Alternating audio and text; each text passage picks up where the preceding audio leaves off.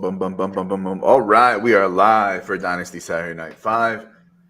Dynasty Fantasy Football Podcast on the Going for Two Live Network. If you're listening on the Going for Two Live podcast feed audio, please make sure you subscribe, follow, like, rate, review, all that jazz. If you're watching on the YouTubes or other visuals, do those things in that context as well. The likes, the subscribes, the comments, the notifications. Do it all. Feed the algorithm monster what it must be fed. I'm Brian Ford here, as always, with my co-host Josh Walker. Josh, how you doing? Doing great, thank you. I'm finally getting to the point of the off season where I'm ready to look at my sleeper leagues outside of paying my dues. I think I'm ready to start looking at trades, all that. I needed a good break, but I think I'm almost there yet, so that's kind of exciting. Yeah, we've got free agency coming up soon. That's gonna, put a lot of, make a lot of dominoes fall, and I think make some more trades happen. I myself we were talking before the show. I'm completely exhausted. I'm not exactly sure why, but like the last week or so, like I just feel it in like every organ of my body. But and hey, and that's why we didn't do a show last week, the night of the Saturday night of the combine, because like it was just going to be a lot of information to process, and we were both kind of exhausted, and the show would be like just crap. So we just decided to, but here we are. All right. So for those of you who are new or don't remember, Dynasty Saturday Night 5, we use lists of 5 as a way to talk about Dynasty fantasy football, whatever that topic might be. And tonight we're sort of revisiting our rookie rankings. We did an early rookie takes episode. We've gotten some more information, including, but not just, the combine. And so, we adjusted our rankings, and not just for the website, but for us. And so we're here to talk about that tonight. We've got Kyle checking in from Facebook, and the other Kyle Senra from the Going for Two family checking in as well. Nice to see you. Thanks for hopping in, Josh. If we took a look at just the combine, say, right, like, what might be your impressions, or in general some takeaways, or how much does it even matter to how you're thinking about these rookies? Well, I'll keep this brief because some of these I'm going to talk about as some of my points later, but I didn't put too much stock into just 40 times alone. I think there's more context to game speed versus 40 and track speed, and some other drills at the combine that highlight that. So that's one. And the other, I try not to be too reactionary. I try just being bored, not seeing football, seeing some of this stuff happen, like Worthy running a 4.21. I try not to let that really trump any research I did before or any film I watched before, just from a couple of days at a combine. So I'm trying to stay level-headed, try not to make too many major moves until we start seeing the NFL draft and draft capital. Yeah, I'm kind of in the same place there. I'm not one of those combine doesn't matter people, but I'm not one of those, combine tells us a lot. I think in general, for me, it moved people within the tier they were already in. Didn't really move stuff that much. Any sort of like more major movement was mostly down toward the bottom of the ranks, just getting a little bit more information about some of the guys, and confirming some things. So I think for certain players it matters more. I think for certain drills matter more for certain players. Everything has context and nuance. Actually, earlier this week I was talking to my other show. I was talking to Jay Stein from Debbie Royale and Football Guys, and there's Tej Smith. It's from a company called Summer Sports.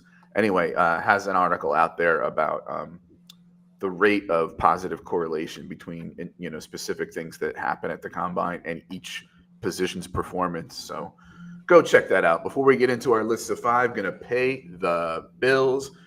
Today's show is brought to you by Underdog, our friends at Underdog. They have everything. They are the industry leader. They've got the best ball, the pick'ems, the other sports besides football. And when the season rolls around, the DFS best ball.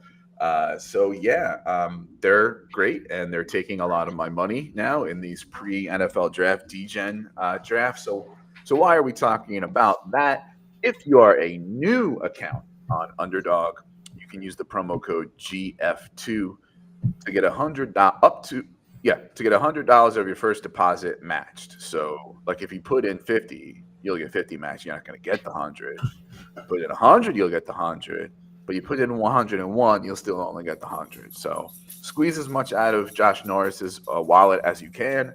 Plunk down some coin, join some drafts, start playing, maybe even start winning, get in those best ball streets. Or if you're weird like Josh and you like baseball, then, I don't know, play baseball on there.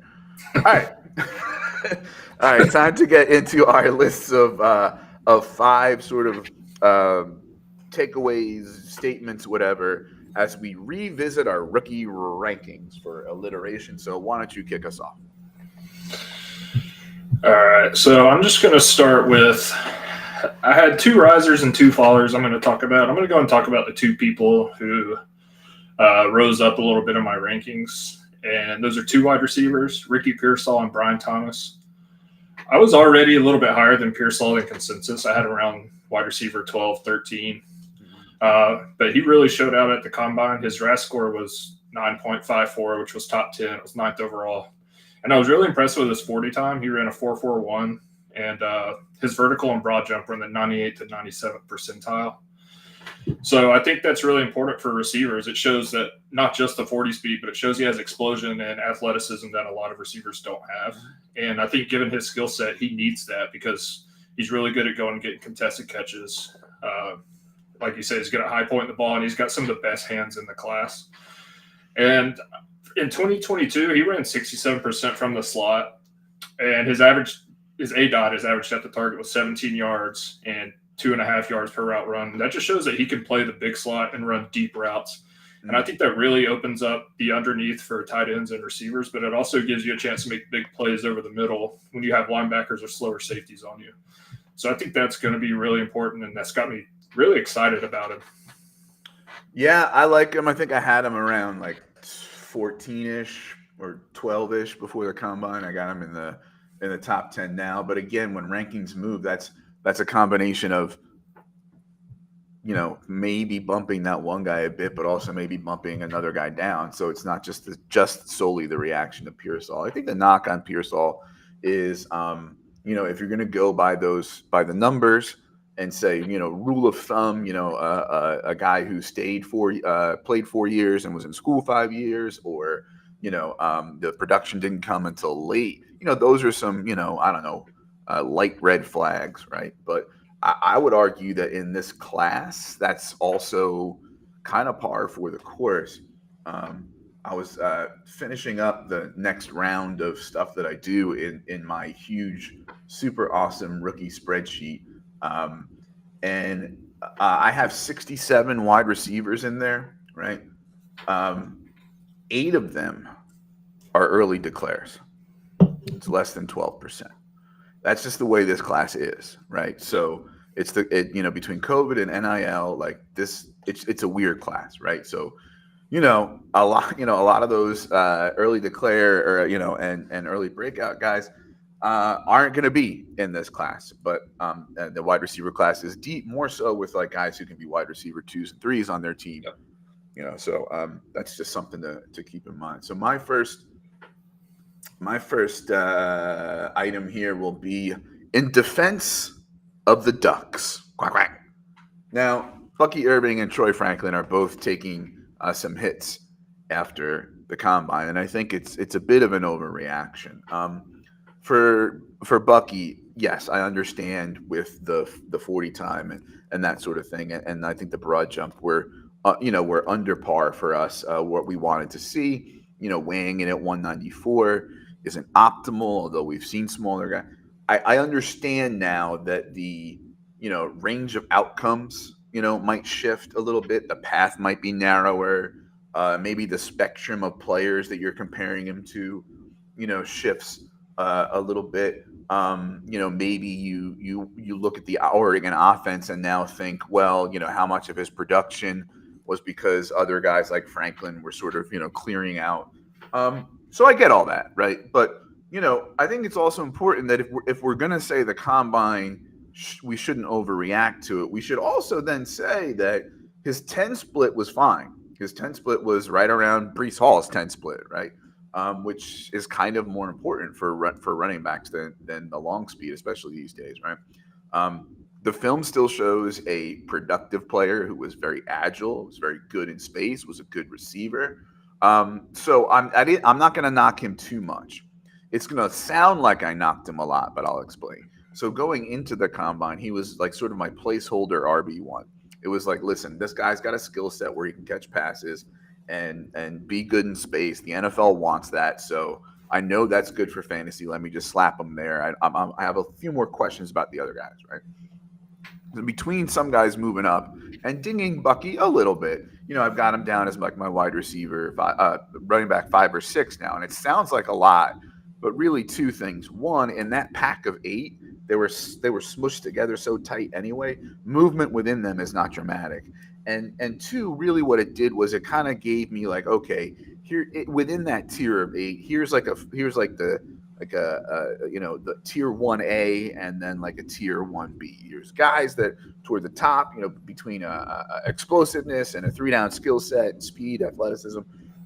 I'm a little more confident that they'll hit and that they have a better ceiling. And then here's these 4 other guys who, for various reasons, I don't. Right? I just think people are burying Bucky a little too much. Right? Same thing with Troy Franklin. Yes, he weighed in at 176 instead of like 187 like I had him listed. Right? Yeah, the 40 was not great. It was underwhelming, especially the 10 split. You want him to get off the line of scrimmage quickly, because now if his 10 split is slow, what you're then saying is, well, we need him in the next 30 yards, right? Like, so now he's just more of a deep threat. I understand that. I know people didn't like how he looked in the gauntlet, right? Which, by the way, never happens in an NFL game. Did you know that you don't get 10 passes thrown at you in 20 seconds in an actual NFL game, the same way that you don't do a broad or vertical jump in an NFL game? I get it. I do. I understand why people are a little down on him. It now causes us to maybe cast doubt on, like, wide open Pac-12 offenses versus bad Pac-12 defense. I get it, right? Here's the thing, though, and I'm going to get into these other guys later. He still has, I think, better twitch and route running than Brian Thomas Jr. and especially Adonai Mitchell. He's been super productive. Analytically, he checks all the thresholds, even more so than those guys do. He's still fast enough, to be a threat in the NFL. And I still have him as my wide receiver 5 in a tier with Xavier Worthy above the other guys. Yeah, I'm pretty much on par with you. At least I'll touch on Troy Franklin first. I have him still as wide receiver 5.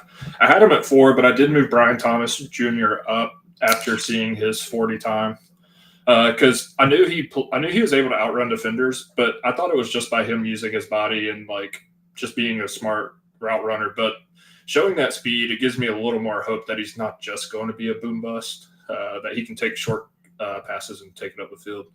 But I also still really like Troy Franklin. I think he's going to be a great get for a team. And I still have him above Xavier Worthy, which I don't think is consensus anymore. Bucky Irving, I did move down to 7. He was also my RB1. And I'm kind of concerned about his vertical and broad jump. That's something that, even though you run a slow 40 time, like I'm about to talk about Estime, he ran a slow 40 time, but he's very explosive in those drills. So that is a little bit concerning, but at the same time, that doesn't, like I said at the start, doesn't trump over all the tape I've seen, his college production, and all of that. So I still have him in the same tier as you. My tier went down to 7 running backs instead of 8, but he's still in that first tier. So depending on where he lands, he can move right back up. Are you tired of the Audric Estime just finished his 40 jokes yet, or?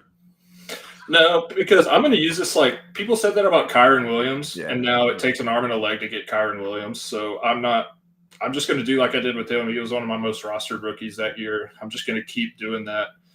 And I'll just go ahead and talk about him because he was going to be my next point anyways. Mm-hmm. I moved him down to RB5, which is only 2 spots, but it wasn't me moving him down. It was more me moving up a few other guys ahead of him.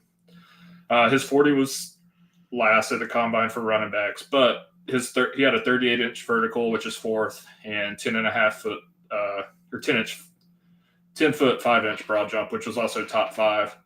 And I think you can have a slow 40 and still be good at football. Like there's a place for that in the NFL. His PFF grade last year was 94.2, and his college production was one of the best out of any of the guys in this class.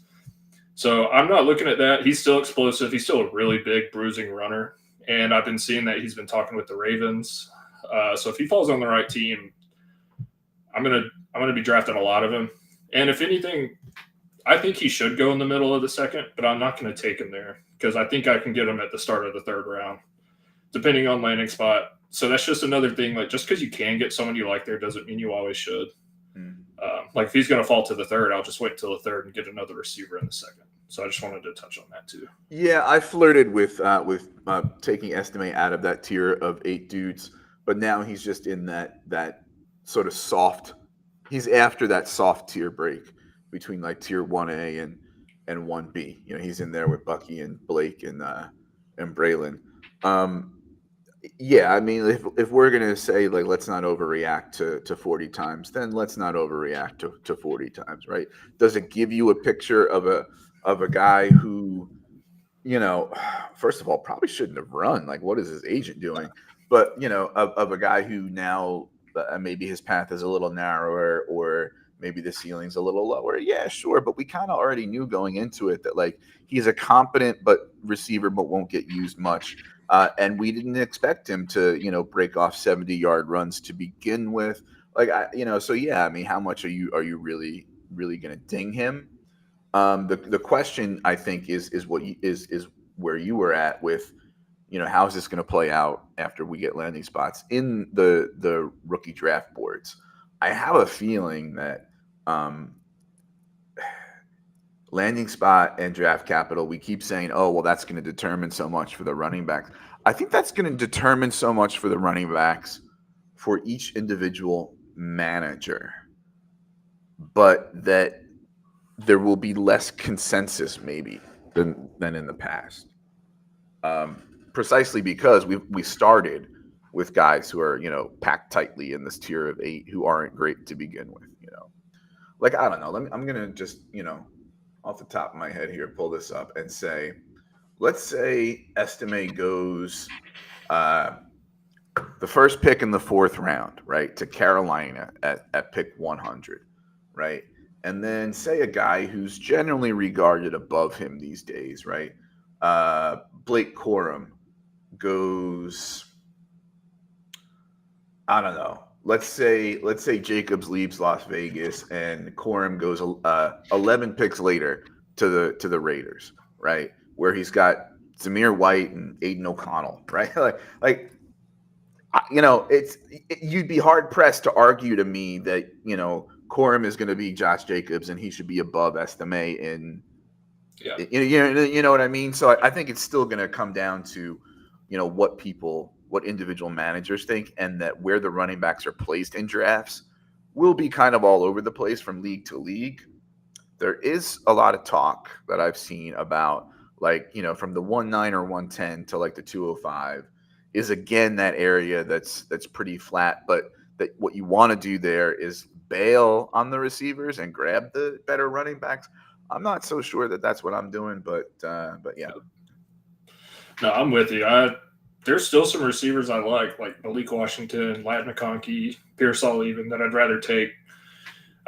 Unless one of these guys like Jalen Wright gets a really good landing spot, maybe then. But most likely, I'm just going to take the receivers in the early second and wait till late second to use on running backs. All right. We're doing estimation jokes in the chat. Yeah. It's fun stuff. I believe Kyle, being such a Francophile and perhaps Francophone living in Canada, might have a more stylistic way to pronounce Estime's name. Please let us know if you do. All right, my next point, I'm gonna talk about Xavier Worthy, right? So Xavier Worthy, I've had him as my wide receiver for pretty much since day one. To me, he's always been more than just a speed guy, and I think the combine was good and bad for him in that regard. So would I have liked him better at the 6'1", 172 that he was listed at when I wrote the article about him? Yeah, sure. Yeah, right. Um, excuse me. But, even if that meant he was a little slower, sure, fine. Um, you can't double count his speed to bump him up all that much. You knew he was really fast. Super fast guy runs fast. Shocking headline, right? Uh, Also, at the same time, you can't now say, oh, well, he's just a speed guy. He's John Ross. Look at these guys with these low 40 times and how bad that is. He's always been fast and quick. He beats guys. He gets open. He's twitchy. You can use him in different ways. Both he and Mitchell suffered from a crowded offense and inconsistent quarterback play. I don't.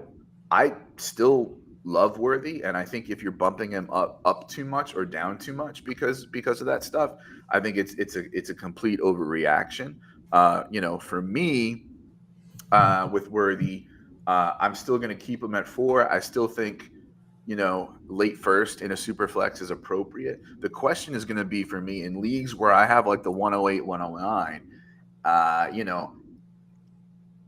depending on draft capital and landing spot, am I going to be confident that the people behind me probably want Brian Thomas more than I do? And can I trade back and maybe get a little bit on top and still take Worthy at like the 110 or 111? So yeah, that Xavier Worthy, don't double count the speed, but also don't say that he's just speed. He's interestingly enough on a bunch of lists that are Xavier Worthy does this thing really well, and everybody else on the list is bad. Like they're good at that thing, but they turned out bad. And really, that just speaks to the fact that he's really good at a lot of things. So he's not those guys because those guys are only on like the one list. So, yes, Worthy is worthy of my love. Yeah, I agree. I moved him up a spot. I have him at 6, right behind Franklin and Thomas, and I just think they have higher floors ultimately. I could see. I don't know. That size is a little bit concerning, but the way the NFL is turning, I don't think it matters quite as much. But it is still something to keep in the back of your mind. But yeah, he's going to be really exciting. If he falls on the right team, he's going to be fun to watch. So I'm actually really excited about him. My next one. Yeah, this will be the last time I bring this up. Talking about game speed versus 40 speed, and then I'll stop talking about it until my fallers. So I just think there's a lot more that goes into your game speed than it is just how fast you can run, getting in the stance and running out. Some people just aren't good at that. But, you got your IQ, you got your head, especially for running backs, you got vision, how to read the offense, knowing the plays and knowing like how your offensive linemen work. And then receivers, you got to learn how to use your body to manipulate the DB, like know when to cut, when their back's turned to you, make a cut, stuff like that. And that doesn't always translate to 40 time. And I was just curious. So I went and listed a few players who had pretty good success, but had slow 40 times. We got Devontae Adams at a 4.55. Xavier Howard, he's a cornerback, 4.56. Larry Fitzgerald, 4.6. Alfred Morris, 4.6. Jerry Rice ran a 4.71. So I could only imagine the Twitter comments when Jerry Rice coming out of college and running a 4.7. Maurice Claret ran a 4.72, and even AB Antonio Brown ran a 4.56. He didn't look slow on the field. He was still able to outrun and get open all the time. So that's also kind of a point to Keon Coleman. He ran a slow 40, but I look a little bit more into the gauntlet than you might. Like watching him run and be able to catch the ball at full speed, even still gaining speed, that's encouraging for me for someone who I think is slower. It shows that once he separates, he can continue to accelerate and that he doesn't have to take as much time to make his cuts or slow down to concentrate on catching the ball. So I just try not to look too much into 40. I look into some of the other factors like the broad, the 3-cone, their shuttle, stuff like that. So just don't get bogged down if someone had a bad 40 time, and you could still be very good in the NFL, like Kyron Williams has, if you run a slow 40. Yeah, I generally agree there. Game speed, play speed, more important. I brought it up, more or less with Bucky. I think it's true with Audric Estime and things like that. The 40, whatever, it gets eyeballs on the TV coverage. The 10 split to me is more important than the total, the total 40. I think that says a little bit about your like initial explosion. And I was going to ask you about Keon Coleman because honestly, there are people who his doubters, and I'm one, but I didn't do this, knocked him because of the combine, and his supporters, who I'm not, said, "Oh, but look at the GPS, look at the miles per hour, look at how well he did in the gauntlet." I'm willing to say that the gauntlet can show that you were confident in your hands, that you're not thinking while it's going on. But I don't know that I'm dinging somebody who did it like just okay, Yeah. It's one of those things that's kind of like an eye test. Like he just looks like he's comfortable doing that, and that's something I want to see. Because I didn't knock Franklin for not being great at it. Because I've seen other things on tape that show he's still going to be really good. And another thing about the end all be all. Another thing about Keon Coleman, and I know that I like to pour cold water on him, but the thing about okay, let me rewind a little bit. Zach Reed, Tacit Assassin on Twitter and part of the Dynasty Dummies, talks about how wide receiver is really like 5 different positions, which makes, I think, ranking and tiering them especially hard. When we look at a guy like Keon Coleman and we say, how narrow a path he has, how few ways that he wins, and the ways in which he wins are not as popular in the NFL as they used to be. All those things are true, right? Say he goes to a quarterback who, is a fire that trust ball in there and you go get it quarterback, right? That isn't like a timing and precision quarterback. What if Keon Coleman ends up on the Colts with Anthony Richardson, right? Who isn't super accurate. I'll admit that. My love for Anthony Richardson was never based on the accuracy of his passing. I think people overrated, the raw completion percentage. But anyway, what I'm saying is he ends up on the Colts, getting some trust balls. He'll be there. Maybe Pittman leaves after the franchise tag year. And you just and you've got Anthony Richardson firing those lasers in there and saying, "Keon, go get it." I'm a little more interested, than I might be in some other places. Yeah. No, I agree. I think he'll be able to find a role, but yeah, landing spot won't matter a good bit with him and the quarterback. All right, so I am going to do tight end because I want to save my big juicy one for a little later. I'm going to do Jared Wiley. Going into it, I only watched a little bit of him. Heard a lot of really good Senior Bowl reports on him, which is kind of why I watched a bit of him. He's a good mover. He's athletic enough. He's not like one of those, I'm a wide receiver playing tight end, but he moves enough and has been in line and in the slot. He showed his athleticism at the combine. Excuse me. Just let me grab him real quick. We're looking at not that a RAS is the end all be all, but 9.52 RAS, 123.3 height adjusted speed score, which is what you want tight ends above 110, 37 vert.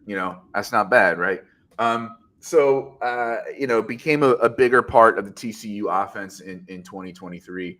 I like him in a class where tight ends are not deep, and you're saying, okay, who is maybe a 4th round, flyer that I'll take if I missed on, Jatavian Sanders in the 2nd or 3rd round. I think Jared Wiley's got to be up there in your consideration. The one knock I've seen on him is that he needs to improve a little bit more against man coverage. He's better against zone, but there's a there. There's something to build on, and I think he's a guy who in the 4th or even maybe 5th round, who knows, of your rookie drafts you can grab or get later off waivers. So just want to put that name on people's radar if it's not on there already. TCU tight end Jared Wiley.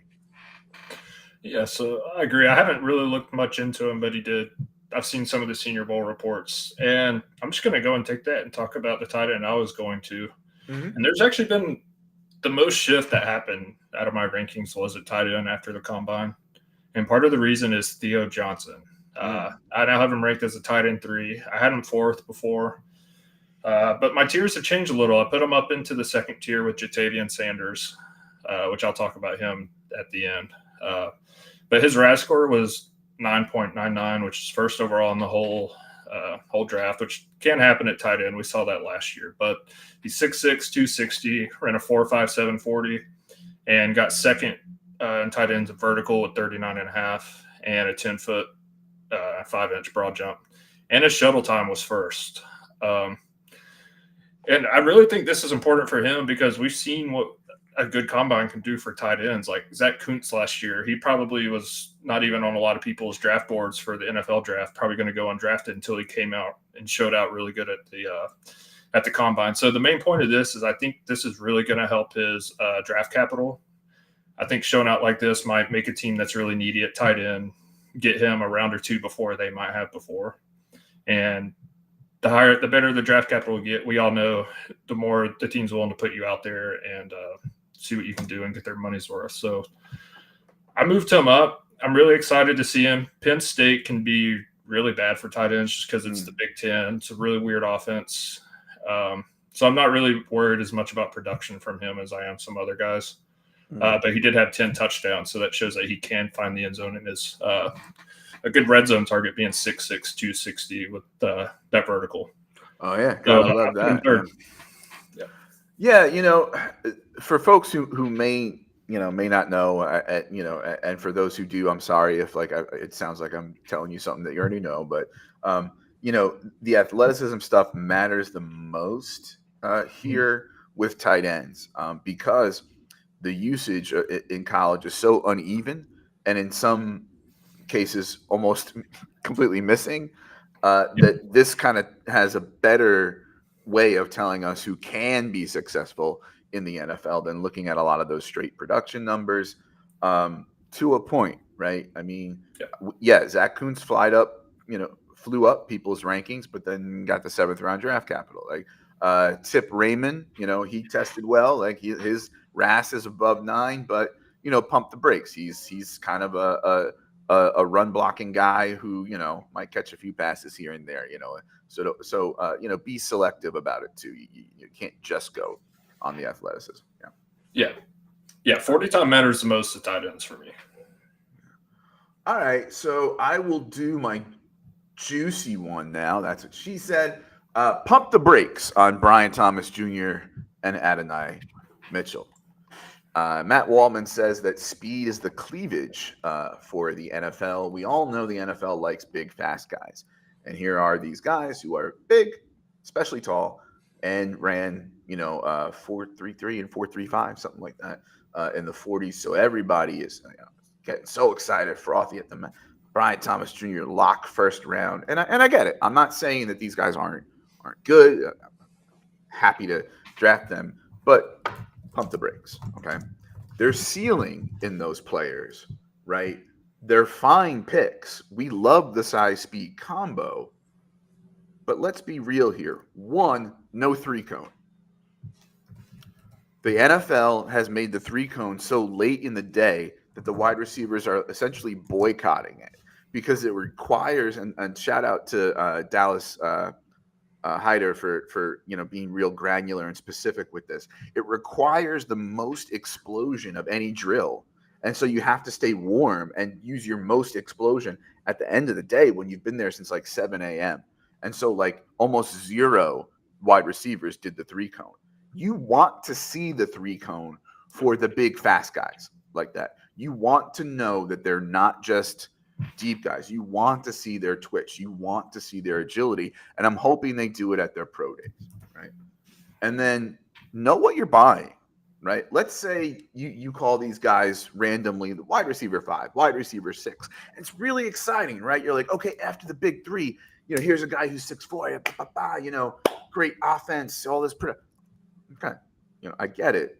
But 1, they can be misses, right?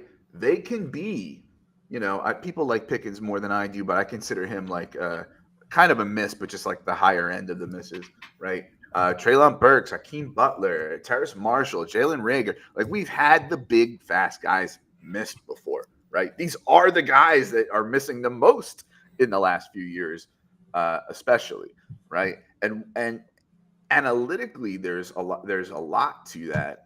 Scott Barrett from Fantasy Points has done several tweets about this. I'm going to pull up one where we have 1-year wonders and late breakouts. So the list is day 1 to 2 wide receivers. In other words, rounds 1 to 3. Right? They've had greater than 60 yards per game in their last college season, but the season before that had fewer than 35 yards per game. So these are your came out of nowhere guys, essentially, right? And he mixed in this year's rookies with day 1 to 2 projected draft capital in there. Let me read you the list. Terrace Marshall, Ricky Pearsall, Christian Watson, Cedric Tillman, Chase Claypool, Brendan Rice, Henry Ruggs, Jonathan Mingo, Anthony Schwartz, Brian Thomas, Devin Duvernay, DJ Chark, A.D. Mitchell, Amari Rogers, Kadarius Toney, Paris Campbell, Jalen Hyatt, Chad Williams, whoever that is, Velas Jones Jr., the famous, J-Mo, Miles Boykin, and Xavier Legette, right? Not a great list to be on, right? Now, there's more to it. There's context and nuances, which is what I say about every player. With every player, you have to consider everything. With A.D. Mitchell, he switched from quarterback to wide receiver. On Georgia, crowded depth chart, competing with Brock Bowers and stuff on a team that runs a lot. All that's true, but then at the same time, why didn't you break out? And then you also have the inconsistent quarterback play with Ewers. So I get all that, but you can't ignore the other part that tells you the story that there's a chance he could miss, right? 2, wide receiver 5 or 6, whatever you want to call it, right? That's relative to a class, right? 2024 is a deep wide receiver class, but it's deep with wide receiver 2s and 3s for the most part, and B, it's its own thing, right? Where are you putting guys like Brian Thomas Jr. and Adonai Mitchell? I'm tall and fast, in with the other wide receivers who are already in the NFL, right? And importantly, where would you value the pick that you can get A.D. Mitchell and Brian Thomas Jr. at relative to those wide receivers, right? So if I look at my dynasty wide receiver rankings with the veterans with no rookies in them right now, I'm looking at a bunch of guys that I'd rather have than Brian Thomas Jr. and Adonai Mitchell that, I don't know that people will give you the 110 for. I don't know, like T. Higgins, Tank Dell, Pittman, Jordan Addison, Debo Samuel, DK Metcalf, Zay Flowers, Rashee Rice, like maybe Jaden Reed and Josh Downs. These are all guys that I would probably want Nico Collins, ahead of Brian Thomas Jr. or A.D. Mitchell, right? So when you say, top 5 wide receiver in the class, okay, where are you slotting him in with the other NFL wide receivers? And third and finally, the late first to early second is always that area where there's a lot of opportunity to say, what, the guys in this range might be a little overvalued. Now is when I trade back, and especially trade out, trade across, trade to 2025, get a random 2025 first that mathematically has a better chance of being above the 1.9, 110 next year. And then get the guys in the late second and third that are worth that aren't being inflated. Now, the thing is that Scott Barrett and other people might be right about all this. And I am certainly knocking them and saying they could be misses, right? But the NFL, right, likes big and fast, and they're going to take swings on it because of the ceiling, and there are going to be first rounders. So is it inflated? Are these guys overvalued? Maybe, right? But as a dynasty manager, when you're looking at, hey, here are the good signs, right? Here's the first round draft capital. These are the types of guys that you swing on for ceiling and upside, right? Because a lot of times these guys that can be misses are the high variance guys that could also have high ceiling. All that said, pump the brakes on Brian Thomas and Adonai Mitchell. I have them in the same tier as I have Lad McConkey, Roman Wilson, and Ricky Pearsall. I have it McConkey, Thomas, Wilson, Pearsall, Mitchell, 6 to 10. Yeah, I'm only going to push back on you about Brian Thomas. I agree with you about Adonai Mitchell. I do think there is some context with Adonai Mitchell that does kind of he had a pretty bad injury on the Georgia offense in transfer, so a lot of stuff goes into like trying to adjust. But still, I think people are hyping him up way too much. I don't. The production in college from Brian Thomas is really what gets me. He had 17 touchdowns and almost 1,200 yards. And that was with Malik Neighbors on his team. I just think that's something that Quentin Johnson, some of these other guys didn't have. Like they don't have that touchdown equity that Brian Thomas has. You know, you can say a lot of that's the offense, but that's in the SEC. 17 touchdowns, that's the most in the NCAA. And I think that gives a higher floor than I've seen him compared to George Pickens, Martavis Bryant. I get those, but I think he has a higher floor than some of those guys with a potentially even higher ceiling because even though he ran a 4.34, it looked like he stumbled a little bit. So I don't know. I think he's going to be really good. I have him as my wide receiver 4. I moved Rome up ahead of him because Rome did really well. But like I'm happy getting him at the end of the first round. But I get it. If you don't like him, trade out and shoot for 25 or go back a little bit and get another receiver, you know, like Marvin Mims or something like that added on. So. Yeah, and to your point, I have Lad and him kind of as that soft, like tier 3A, right? So I recognize that there's a difference between him and Mitchell, right? And then Roman Wilson, Pearsall, and Mitchell as sort of that tier of 3B. I'm a little more wary of him than I think. Also, what goes into that too is I'm thinking about what gets rewarded with targets in the NFL these days, right? And so after the first 3 or 4 or 5 wide receivers for me, who do I want? I don't know. Like in a PPR dynasty format, I could argue that I should take Lad McConkey before either of those guys pretty easily, you know, because those guys are doing things that aren't getting rewarded much in the NFL. I agree. There's more twitch and route running to Brian Thomas. There's more, I think, positive case for his ceiling. I get it. But yeah, that's where I'm at. What happens if Brian Thomas goes to the Chiefs? People are gonna, oh geez, forget it. Like I'm gonna have almost 0 of him because he's gonna be like, yeah, no, it's. Oof. I mean, don't get me wrong. That could completely work out, right? But you know, I mean, you're getting the ball thrown to you from Patrick Mahomes. Okay, fine. You know, do I think he is better for them than MVS? Yeah, sure. But I also, you know, I don't know, right? Like, are they still throwing? I was just wondering, like ranking wise, you'd have to move them up because that's Rashee Rice and Kelsey run 70 yards. Yeah. I don't know. Well, okay. If Brian Mitchell goes to the Chiefs, but Lad McConkey goes, so say Brian Thomas goes 32 overall to the Chiefs, Lad McConkey goes, I don't know, 36 overall to Washington and Cliff Kingsbury's air raid. You know, does he go 33 overall to Carolina as a desperately needed outlet for Bryce Young? Yeah. You know, does he go to Tennessee? Right. That might be bad, right? Because the quarterback there, first of all, is not as good as people think, but also doesn't like to throw short, like it depends. It depends where the other guys go, where I'm going to put it. But I just think I happen to be lower on these big, fast guys than some other people are. No, that's fair. And to be fair, I think he'll go before pick 32, given he just ran a 4.3. It's just fun to think about. So what if Brian Thomas Jr. goes 17th overall to Jacksonville and Lad McConkey goes 32 overall to Kansas City to do what Sky Moore and Kadarius Toney couldn't do?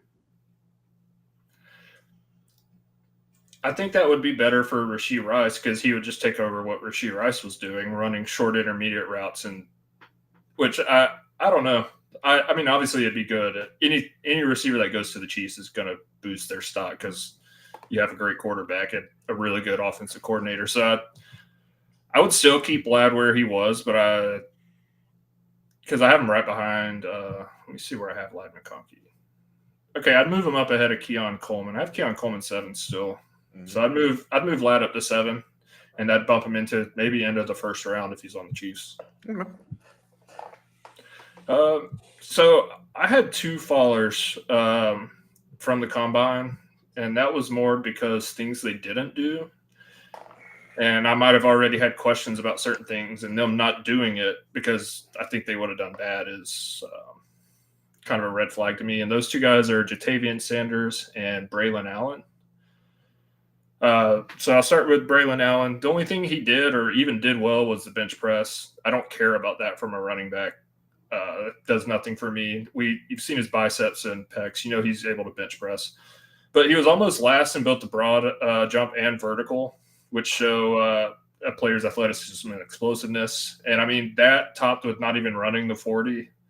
It does have me questioning his athleticism a bit. And I don't think that's really a good thing for a guy his size. Like, I don't think Estime should have ran the 40, but he should have done the other drills, which he excelled in. And I think that kind of shows that there's explosiveness, and I don't think Braylon Allen has that. So I knocked him down out of that top tier. He's now, I think I even moved him behind Will Shipley, who I think is going to be fine. I think he's going to have a pretty high floor, or decent floor, not high. But I just don't know what Braylon Allen's going to be able to do besides just come in at the goal line, kind of I'm blinking on his name. I always do. The guy that played for Chicago this year and was at Carolina. Foreman. Yep, kind of like something like that, where he might have a few good games, but overall the upside's just not there. And as far as the same thing goes for Sanders, he ran one of the slowest 40s and was very slow in the shuttle. I mean, he did have decent college production, but he only had 7 career touchdowns. I want to see more out of that out of a top tight end prospect. And all this did to me was push him down to the 3rd round. I want nothing to do with any of the tight ends through the first 2 rounds outside of Brock Bowers. Some of these guys like Benson, Lloyd, and Jalen Wright, I'd rather take them towards the end of the 2nd where Sanders might have been going. And then take a chance on Sanad or Theo Johnson late 3rd, early 4th. I'd much rather do that than get Sanders where he's going. So those were the fallers for me, and that was more on inactivity for already red flags that I had about them. Yeah, at cost, I think, I don't want Sanders relative to other guys. I'm probably a little more forgiving of Braylon Allen and probably see a little bit more of the path for him being, he's still in that tier of 8 for me, but in that like 1B tier in the bottom 4. I think there's a path to him being not just short yardage and goal line, a little bit more than that, some early down and distance stuff. But yeah, is that big bruiser, and maybe, I don't know, I heard a Brandon Jacobs comp to him a while back, maybe 10 years ago in the NFL, like his sort of game would be a little more, people would look on it more favorably, but yeah, it's weird, right? Because I remember like, oh, this 17-year-old ripping up the Big Ten. Oh, I can't wait. And then like as recently as, I don't know, the summer before the college season started, top 3-4 RB in the class. And it's like, doesn't look that way anymore. All right, my 5th and final. I'm sorry, keep going. There's just one. I don't think there's a place in the NFL for guys like that because Derrick Henry, like, yeah, he'll run you over, but he will also outrun you once he gets going. And guys like LeGarrette Blount, Brandon Jacobs, they weren't able to do that. Frank Gore even. So I don't think I think if you're going to be able to do that, you need to at least have some breakaway speed. And I just don't think he has that. All right, my 5th and final, by the way, howdy, the network. My 5th and final item is some deeper risers that may be on people's radars. Just to take a look. The first one I'm going to tell people to be careful. Isaac Garendo running that 4.33 at 220 gets people all frothy. It's a 5th-year player, right? Couldn't break the depth chart at Wisconsin. Okay, so you've got Chaz Mazzulli and Braylon Allen there.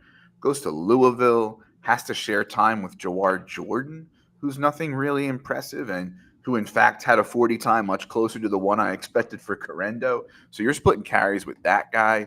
You really only had that 1 year, that 5th year. Just be careful shooting him up the rankings just because of the testing. Kind of the same thing with Tyrone Tracy, 6th year player, convert from wide receiver. So you like, the catching upside. Certainly tested well, but 6th year player, was down in your RB20s rankings before this for a reason. He's doing it like on the Purdue depth chart and not the Ohio State depth. So just pump the brakes a little bit. Jermaine Burton is interesting. Tested well, I think. Checked boxes, confirmed some priors for people. He's a guy who, a while back we were talking about possibly being a first round dynasty rookie draft pick in 2024, and even had some buzz if he came out in 2023. He has since slid then, but he's got pretty good size, pretty good hands. He tested well with the athleticism. He's a guy that might be going late that might, listen, I would not be shocked, and this might be spicy. I'm not trying to be spicy. I would not be shocked if a guy like A.D. Mitchell flames out and busts, and a guy like Jermaine Burton is much more reliable. May not be as sexy, but that's it. I'm intrigued by Kamani Vidal. I had him in the teens in my running back rankings. He's up to about 12 or 13 now. I don't normally like guys like this. We're looking at a 4-year player, but showed out at the Senior Bowl.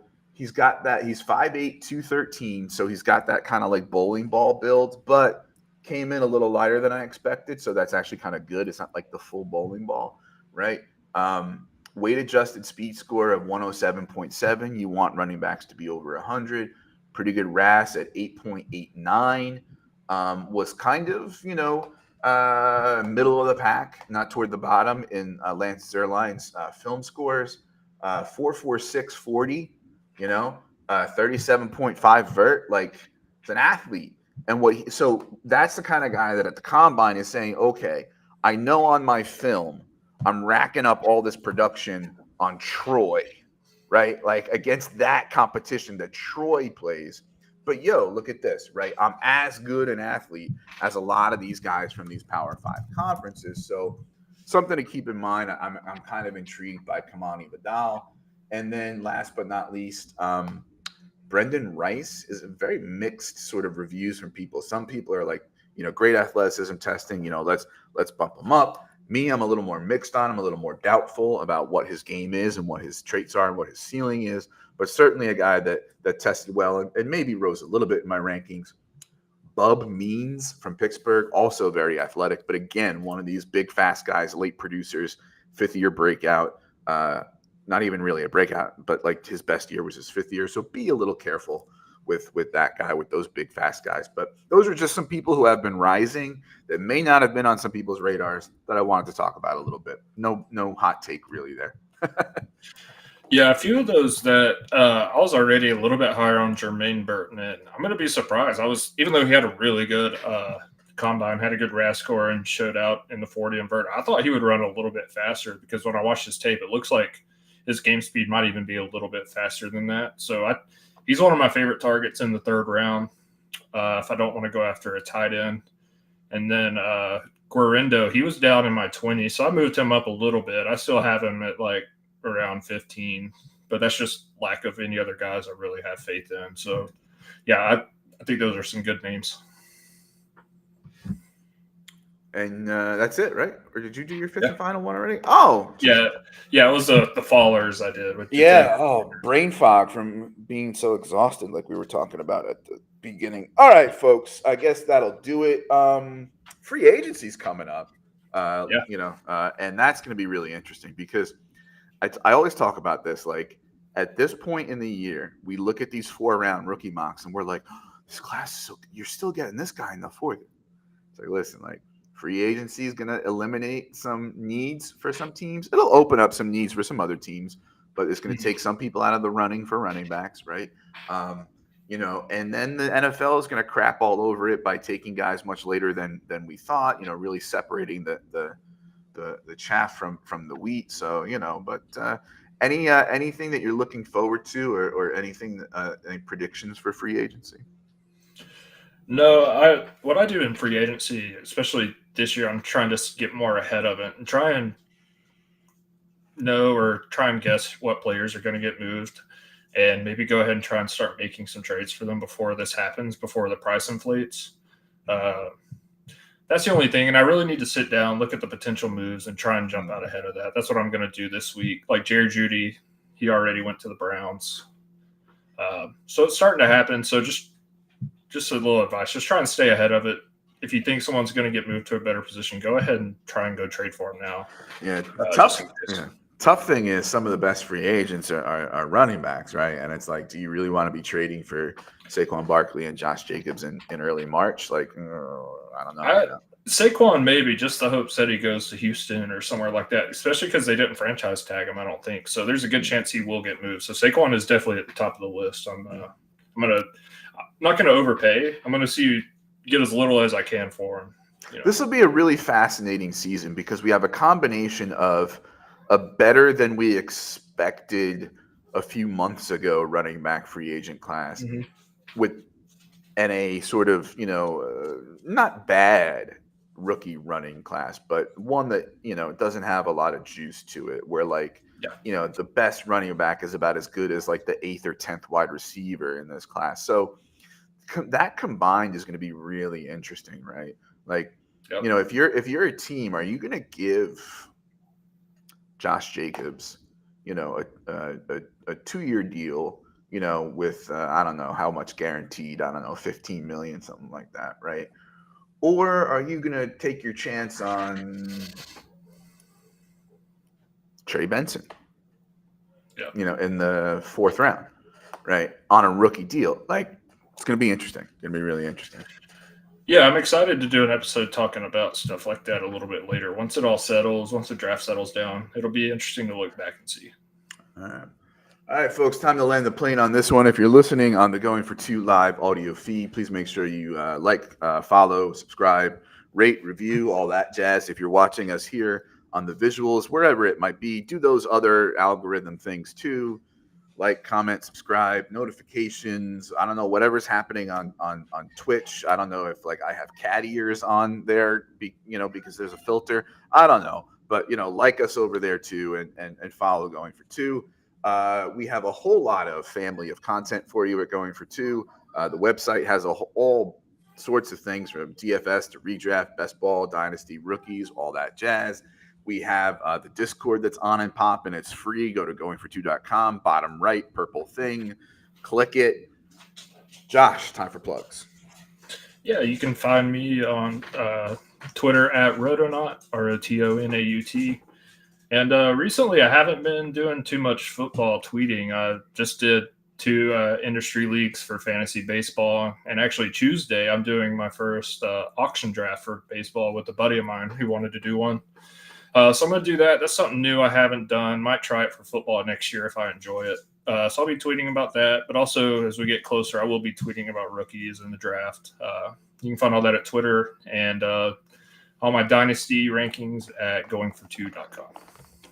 All right. You can find me at ffjunkie_ on the Twitters.